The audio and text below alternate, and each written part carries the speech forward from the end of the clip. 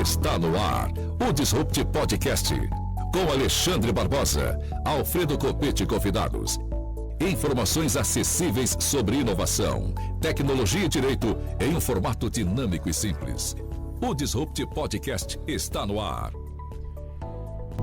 Olá, minha gente, estamos de volta com o nosso Disruptcast, o nosso podcast de toda terça-feira à tarde aqui na CBN. E hoje nós vamos receber o Andrews Ross, que vai nos falar sobre a captação de recursos por editais, captação de recursos para empresas, para indústrias, para que elas possam desenvolver pesquisa, projetos. Boa tarde, Andrew, tudo bem? Boa tarde, tudo ótimo. Prazer aqui, agradeço imensamente o convite do mestrado, do Disrupt Podcast. Sempre quis vir aqui, né, dentro desse contexto. Vi o último podcast de vocês com o Roger, também da Critério, um grande amigo, foi muito divertido, falou que se divertiu bastante.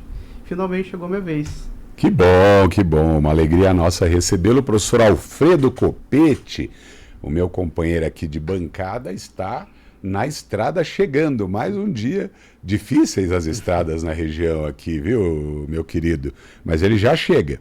Diga para mim uma coisa, meu amigo, o que é exatamente, explica para o nosso público, essa captação de recursos por editais. Então, você tem uma empresa que dá essa consultoria e por exemplo, alguém tem um produto que está pesquisando ou alguma coisa que precisa de um investimento, de um fomento, e você auxilia, você apoia. É mais ou menos isso, meu amigo? É mais ou menos por aí. Para a gente começar a entender esse tema de captação de recursos, a gente precisa voltar um pouco. Precisamos falar de inovação aqui. Captação de recursos para inovação. Então, a inovação ele é o fator determinante. Sim. A inovação eu gosto de simplificar no contexto dela, trazendo o seguinte. Inovação é tudo que a gente pode fazer mais rápido, com mais eficiência do que o que já existe. Para isso, a gente tem 3 requisitos. Novidade, então tem que ser novo, não pode ter sido feito antes. Atividade inventiva e aplicação industrial. Certo. Dentro desse contexto, a captação de recursos ela vem para impulsionar a inovação. Da onde que surgiu esse tema? O governo começou a olhar para fora e ver que as faculdades, as universidades dos Estados Unidos, eles são parceiros, né? Parceiros da sociedade, e não só da sociedade como das empresas. Então, eles trabalham no triângulo, universidade, empresa, governo e sociedade no meio. Dentro desse contexto, a gente precisa entender o porquê lá fora as universidades elas não estão mais no contexto de artigo científico, mas no contexto de patentes. Então essas linhas começaram a surgir, o nosso governo, né, entendendo a mudança econômica e não querendo ficar refém da tecnologia de fora ou subsidiário, começou a criar as próprias linhas para impulsionar a inovação e tecnologia dentro do território brasileiro. Tá. Então eu posso dizer que há uma tendência dessa triangulação extraordinária, que é uma participação de governo, empresa e universidades também no Brasil, porque eu vou dizer uma coisa para você, esse sempre foi o meu modo de ver a universidade, ela tem que ser algo que gere a possibilidade de algo prático, por mais que no direito, o pessoal deve até estar pensando, né? No direito vocês filosofam, vocês teorizam, só que hoje o direito ele tem uma conotação prática absurda e necessária. Perfeito. E eu sempre olhei para a universidade como um espaço privilegiado para que esse conhecimento seja realizado. E essa união entre poder público, poder privado, as empresas e as universidades, ela é extraordinária. Perfeito. Isso foi e tem sido um assunto de muito debate, porque hoje nós temos muita inovação e tecnologia dentro do Brasil. E o governo, entendendo que as universidades têm um papel fundamental dentro disso, buscou, por meio dos editais de fomento, criar esse relacionamento. Então, hoje a empresa, com uma ideia de inovação, ela precisa estar com uma universidade que tem o mestre, o doutor, o especialista que vai ajudar ela a desenvolver ou tirar a ideia do papel. Então, o contexto do edital de fomento ele vem disso, para a gente conseguir, de fato, transformar a inovação do cenário brasileiro. Entendi, Andrews. E me conte aí algum exemplo de sucesso Naturalmente não vamos dizer nomes de empresas, não é? E nem tampouco de universidades. Mas me conte aí um case de sucesso, um exemplo de alguma coisa que você percebeu que foi bacana, foi interessante, chegou nessa essência que a gente pretende mesmo imaginar quando se fala em fomento à inovação. Perfeito. Hoje, não vou citar nomes, mas nós temos um projeto juntamente com uma empresa pública. Também, recentemente, ele saiu na Forbes, né, no ano passado, que é um projeto que ele trata, criou um medicamento na parte do agro, que esse medicamento ele é fitoterápico, então ele substitui o antibiótico na criação de aves e suínos por um medicamento que é fitoterápico que vai acoplado tanto na água quanto na ração. Isso começou a diminuir a perda, os hormônios ali das aves, em cerca de 60%. Olha aí. Então, é um exemplo de pesquisa e inovação junto a uma universidade e uma empresa pública que vai transformar a cadeia produtiva do agro brasileiro. Cadeia produtiva que, inclusive, não é atualizada há mais de 70 anos. E fale um pouco mais sobre isso. Essa cadeia produtiva, naturalmente, ela se beneficia desse produto que está sendo desenvolvido, que está sendo construído. E você falou que ela não se atualiza tanto tempo. Poxa vida, como assim? Pois é, dentro desse contexto a gente precisa entender quais são os métodos hoje que a gente tem para o cultivo das aves alojadas, né? Então hoje a gente tem métodos que eles são aprovados e métodos que eles estão em estudo em teste. Então hoje para você aprovar um método e você certificar, existe uma burocracia e às vezes até uma certa dificuldade. Por isso a gente tem um método que ele é comprovado e microajustes são feitos neles ao longo dos anos. E agora, né, é o método convencional, que é você aplicar o medicamento no frango, na ave, no suíno, para que ele desenvolva a imunidade ou para que você consiga matar a bactéria dentro dele. Dentro desse contexto, esse novo projeto ele vem com fitoterápico, ou seja, é um medicamento saudável que você consegue diluir ou na água ou na ração, que você não precisa necessariamente estar colocando essa questão do medicamento. Ótimo. E nesse caso específico e prático que você nos relatou, como que foi esse encontro entre o ente financiador, né, e a empresa? Como é que se deu essa união aí das três pontas ou de duas pontas? Como é que foi? Dentro desse contexto, eu conheci o inventor ele está há muitos anos desenvolvendo esse projeto, e eu fui chamado para fazer uma intermediação de propriedade intelectual. Então eu fui chamado por um investidor dele para a mesa, e entendendo o potencial da inovação dele, eu tive uma conversa com ele e falei, cara, não é o momento de você vender isso agora. Segura um pouco, você já tem a instituição com você, nós temos aqui alguns números que são bem bacanas, então nesse momento aqui, você segurando, você vai conseguir alcançar o que você deseja. Então acabou que não houve investimento da parte dele, do investidor que eu representava, e também não houve negócio. E ele continuou com a empresa pública, hoje ele está com um projeto aí em alguns países já fazendo testes, não apenas no Brasil. Então, o meu encontro com eles foi nesse contexto. O encontro desse colega, ele já é um pesquisador aí reconhecido nessa área aí de biomedicamentos, então ele já está ali dentro da empresa pública há um tempo ali prestando assessoria, às vezes fazendo pesquisa. Tá certo. E uma coisa muito prática, que quem nos ouve aqui provavelmente em algum momento deve estar perguntando, tá, e como é que eu faço para saber se aquilo que eu estou pesquisando, se aquilo que eu estou tentando produzir, se aquilo que está nas minhas intenções de fazer com que seja algo útil, como que eu consigo ter a percepção de que isso é efetivamente inovador e como que eu consigo acessar esses financiamentos? Porque eu conheço bastante gente que tem ótimas ideias. Tem ótimas ideias. Ótimas ideias, mas às vezes não encontra o ambiente propício e adequado para fazer com que essas ideias se tornem realidade. E acredite, né, Andrews, a maior parte das vezes é por falta de recursos. Perfeito, vamos lá. Dentro desse contexto, a gente precisa desenhar qual que seria o papel ideal, qual que seria o cenário ideal.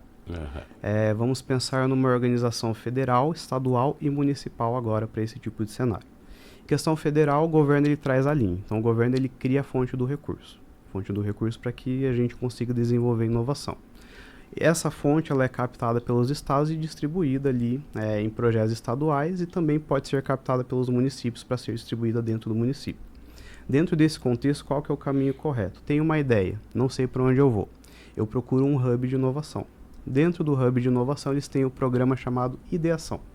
Ou seja, dentro desse programa, eu vou validar a minha ideia. Às vezes eu penso que algo é bom e eu tenho uma percepção, mas eu estou apaixonado pela solução e não estou voltando os olhos ao problema. Não então, tem olhos críticos, né? Exatamente. É muito fácil se apaixonar pela solução. Dentro desse contexto, eu faço a validação da minha ideia. É realmente um problema? Quem sofre esse problema? Qual que é o público-alvo? Essas pessoas, isso dói tanto nelas que elas pagariam para ser resolvido? Existe um fit de mercado? As pessoas elas conseguem usufruir de uma solução para esse problema? E de que forma? Então a gente validou, nós vamos para o processo de incubação. Ou seja, processo de incubação, a partir do momento que eu valido a ideia, eu entro, incubação é exatamente como o nome diz, para que a gente consiga transformar a ideia, alimentá-la, crescer dentro desse contexto. Então é fazer mais etapas de validação e construção de um MVP, que é o mínimo produto viável. Né? Então, a partir do momento que eu construí o MVP, eu saio da etapa de incubação e eu vou para a etapa de tração. Não, perdão, para a etapa de aceleração. Ou seja, eu tenho um produto que pode resolver uma dor de mercado, então eu preciso me conectar rápido com ele. Por isso o nome aceleração. Sim. E por fim, né, a partir desse momento a gente vai para a etapa de tração. Me conectei com o mercado, então eu tenho uma escadinha aqui que eu vou subindo. Estou em tração. Estou me estabelecendo no mercado. A partir do momento que eu me estabeleci, eu entro na etapa de escala. Então esse seria o cenário ideal. Hoje, nós temos editais para todos os tipos de ideias. Nós temos editais para pessoa física, com os programas do próprio governo federal. Um dos editais é o Centelha. Disponibiliza até R$70 mil para você, pessoa física, desenvolver a sua ideia. E dentro desse contexto, você precisa obrigatoriamente passar pela trilha de validação. Claro. A gente teve uma modificação recente. Recente não, né? Foi na gestão do governo Bolsonaro, que antes os editais de fomento e inovação eles eram pautados, talvez, em um contexto um pouco mais filosófico de ideia. Hoje, os editais de inovação são pautados em indicadores. Ou seja, eu financio a sua ideia, eu, Estado, financio a sua inovação. Mas para isso você precisa me mostrar o indicador do resultado. Mesmo que não dê em nada, que a gente tenha a questão do risco tecnológico, você precisa me apresentar que houve uma trilha que foi feita para chegar ao nada. Então, temos indicadores do sim e do não para fazer esse financiamento. Como que as pessoas elas podem ter acesso a isso? Sebrae é um ente muito forte de divulgação. Sebrae, olha aí. Ó. Sebrae é fantástico. Então você já deu duas excelentes dicas aqui para quem quer empreender, para quem quer testar suas ideias, não é? Para quem quer efetivamente verificar se aquilo que ela pensa como um bom produto possa ser. Então, primeiro, eu tenho a ideia, vou procurar um hub de inovação. Vou procurar o Hub One, vou procurar alguns lugares, a SIC Labs, vou procurar Iguaçu Valley, vou procurar alguns ambientes de inovação e conversar, saber o que pode acontecer. E segundo, você também falou muito bem do Sebrae, né? Sim, o Sebrae é fantástico, ele tem um trabalho muito bom na parte de inovação. Eles têm o programa, né, que eles ajudam a desenvolver, que é o SRI, se eu não me engano, Sistema Regional de Inovação, né? Eles têm os agentes locais de inovação também. Então o Sebrae ele tem um papel muito forte no apoio da inovação regional. Então justamente por ele ser focado, né, no pequeno empreendedor, até o médio, então ele tem inclusive todos esses programas que eu falei, desde o ideação até o programa ali de escala, né, Scale Up.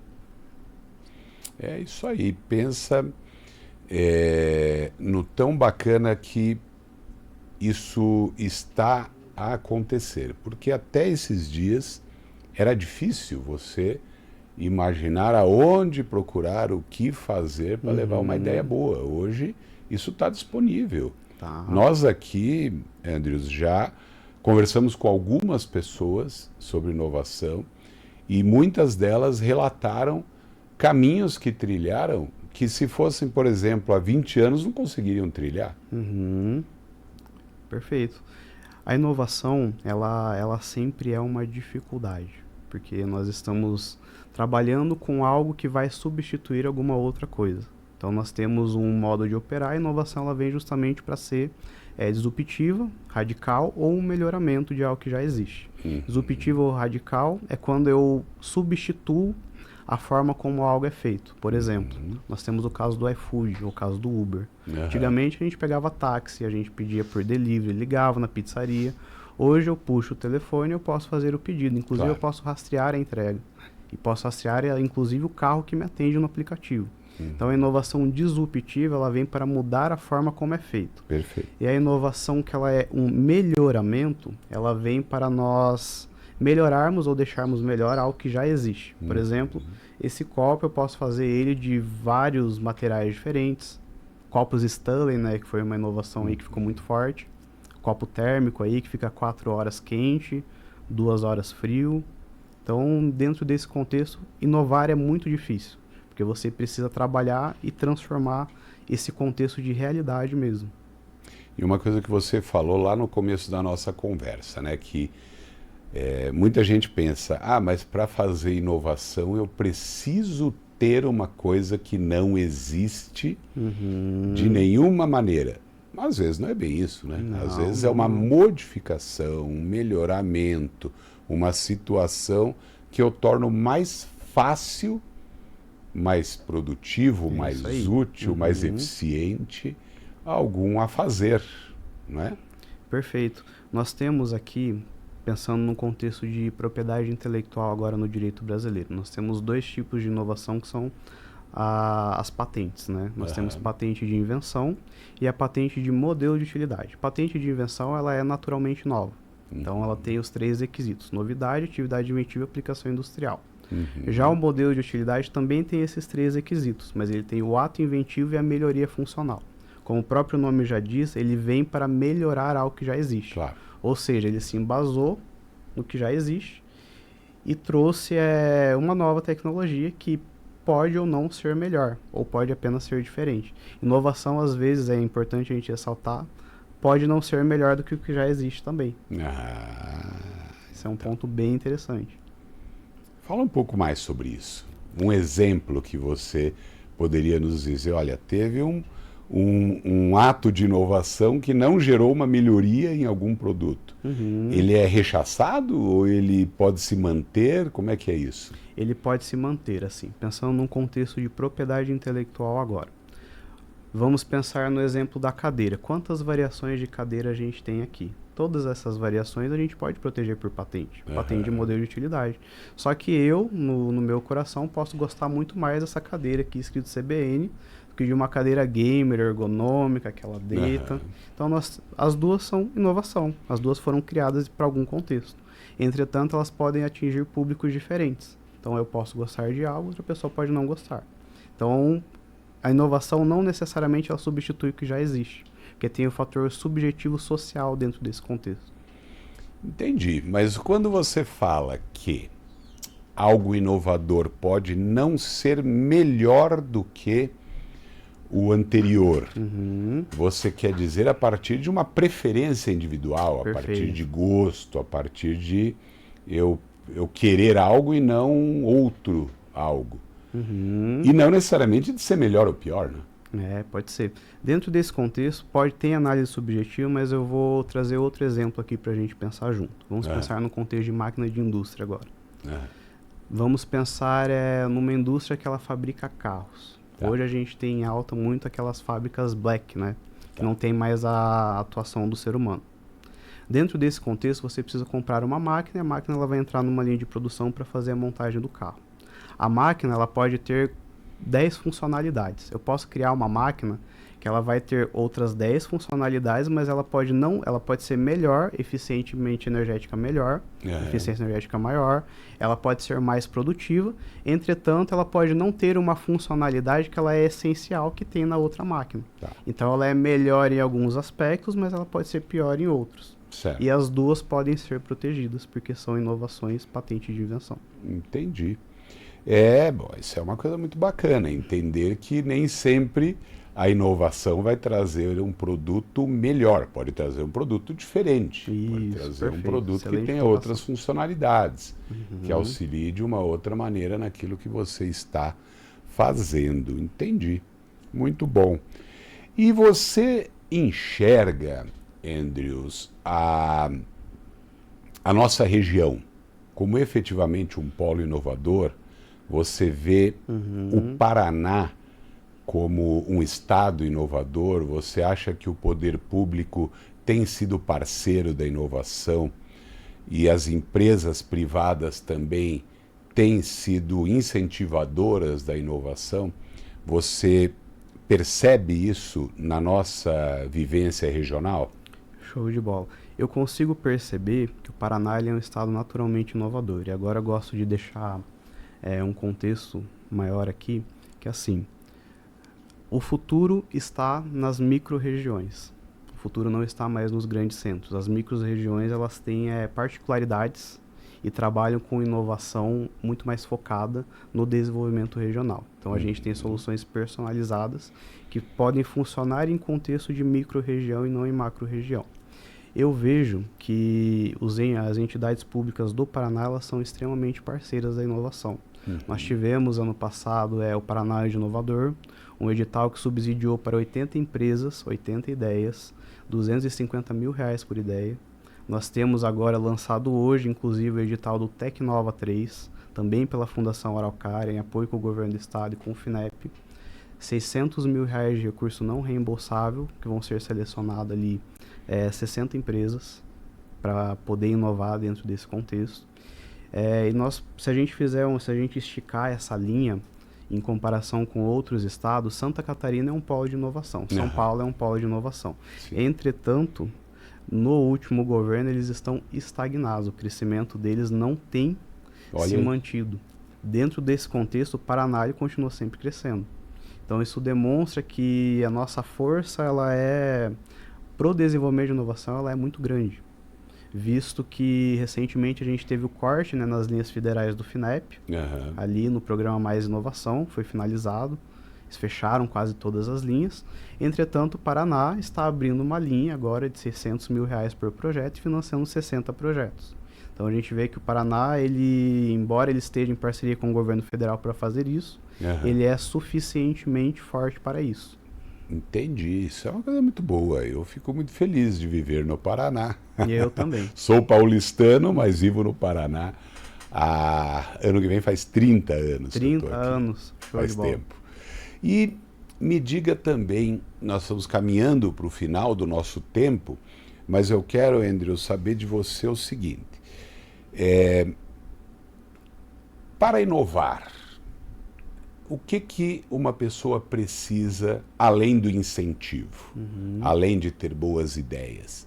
O que você estimula? O que você, como um profissional da área, uma pessoa que tem um conhecimento muito grande e que tem também uma experiência com realidades muitas que você acompanhou? Você acredita que qual o melhor ou qual o maior atributo que alguém deva valorizar em si mesmo para se tornar um inovador? Bom, isso é bastante complexa essa pergunta que você me fez. Eu penso que não basta você ter um incentivo e uma boa ideia, você precisa ter um plano. Então a capacidade de você tirar da sua cabeça e colocar a ideia no papel ela é fundamental.